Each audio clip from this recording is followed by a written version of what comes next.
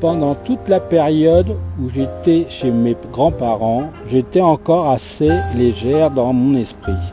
J'ignorais alors que le plus difficile restait à venir. Parfois, dans mes rêves et mes espoirs, j'imaginais que je marchais, d'autant que mon grand-père m'encourageait toujours. J'ai été longtemps gardé dans mon fort intérieur l'envie très forte de marcher. Quand je me suis réveillé de cette envie, et au fur et à mesure que je grandissais, cela a été très difficile pour moi.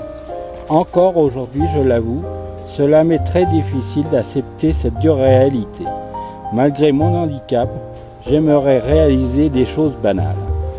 Cela me fait énormément souffrir lorsque je prends conscience que ce n'est pas possible. En écrivant cela, l'envie de pleurer est très forte. Mais je vais malgré tout prendre mon courage à deux roues pour poursuivre ce chapitre. J'en reviens à mon grand-père qui m'a donné l'esprit combatif. Malgré les tempêtes, je tiens à remercier chers grands-parents et parents de m'avoir donné envie de vivre. Entre 5 et 10 ans, ma vie a été ponctuée par les visites de ma mère que je voyais uniquement au moment des fêtes de famille. Les visites plus furtives de mon père, je préfère ne pas m'y attarder. Ma scolarité s'est faite dans plusieurs centres de rééducation. Les années se sont succédées jusqu'au jour où j'étais accepté dans un centre. En hôpital de jour à Paris, c'était l'âge de 10 ans et à partir de ce moment-là, les choses ont vraiment changé pour moi. Dans la tourmente. En ce moment, je traverse une période difficile. Je me sens comme dans un trou noir, inutile et vide. Je suis en plein questionnement. Dois-je rester ici? Dois-je partir? Même mon corps se manifeste. Bouffée de chaleur ou sensation de très grand froid, tremblement.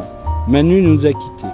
Pour moi, c'était plus qu'un ami, un confident, un frère que quelqu'un assez qui j'ai partagé beaucoup de choses. Il était si proche de moi que je n'avais pas toujours besoin de parler. Il savait que ce que je ressentais, je pouvais tout lui confier, mes peines, mes projets, mes joies ou mes découragements. Il trouvait toujours, très discrètement, comment m'aider. Je voulais être forte, assumer, ne pas montrer ce que je ressentais, ce que je ressens encore, mais le manque est immense.